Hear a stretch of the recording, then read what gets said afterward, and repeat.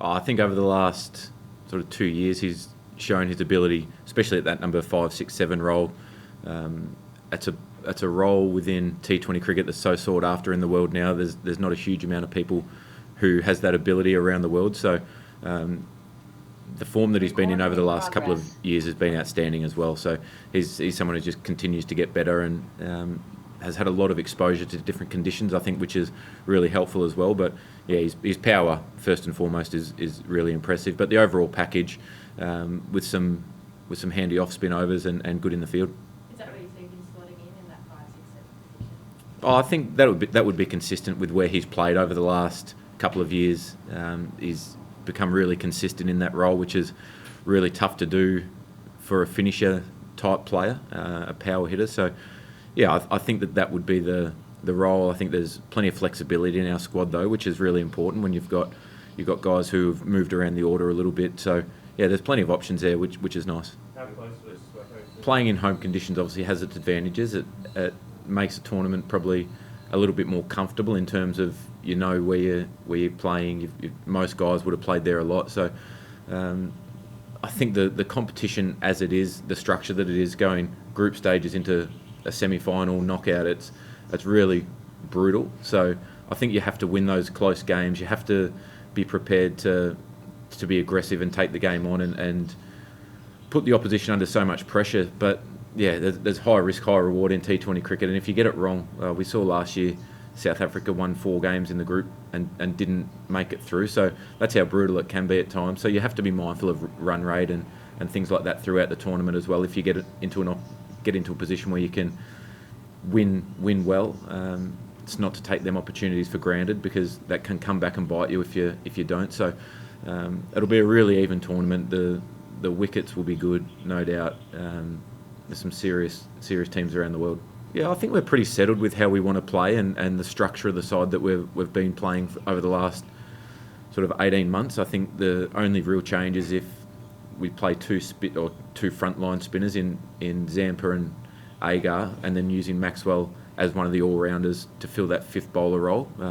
We feel really comfortable that Maxi is one of those our frontline 5 bowlers as well. So just having that flexibility means that we're able to juggle that around a bit. I think that'll become a conditions-based discussion where, especially going to India, I think we're in Mohali, which tends to seam and carry through. Then we're in Hyderabad, which can be spin-friendly at times, and Nagpur, I think that's the second one, which can be a really good wicket, but can take some turns. So I think there'll be opportunities to not experiment, but just play the conditions in front of us. Yeah, it certainly is. I think Cam developing his all-round game, I think, is really important for Australian cricket. We know the skill sets that he's got and the talent that he's got. He hasn't played a huge amount of one-day cricket or T20 cricket, so finding them opportunities to keep developing his game, I think, will be really important for the next generation almost of Australian cricket. And as guys get older and start to phase out, that Cam and that new brigade can start taking the game forward and taking the team forward over the next period of time. But yeah, I'm super excited for what he brings with the ball. He hasn't had a huge amount of opportunity with the bat being down at number 8, but it's still a very impressive package. Yeah, feeling really good. I think obviously a few more runs would have been nice, but just trying to work out my footwork patterns. That, like most players, your first 10 balls are your most vulnerable in any innings that you play. So it's just continuing to make sure that I'm starting my innings in the right way, and I'm just getting a little bit planted on my front foot. When I get a bit heavy there, it starts to affect the rest of my game, because you lose a bit of intent and you lose a bit of flow in your innings. So, but I feel as though that's coming along really well. I think the rewards will be there very soon. Just hasn't happened just yet. We're not sure which wicket we're playing on. We're not sure whether it's a fresh wicket or they're going to use that same wicket for the 3rd time in a row. But it's an interesting one. I think that there's still been enough opportunities for guys there. Obviously, Steve Smith being in great form at number 3 again has been really impressive. Alex Carey, for him to just go about his business yesterday and knock off them runs was super important for us at that stage, because it was a challenging wicket. We saw that in the first half when we got it right with the ball.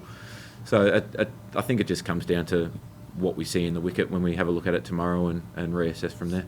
We've got a really settled squad at the moment over the 2 white ball formats, so I'm not hugely concerned. Obviously, it'd be nice, but I know that I've got the full support of the players and the coaching and selection staff. So yeah, I'm working hard on my game. It just hasn't quite flowed yet. But like we've seen, that they haven't been the easiest wickets in that first 10 overs in particular. So it just comes down to giving yourself a bit of time and hopefully getting a big one shortly.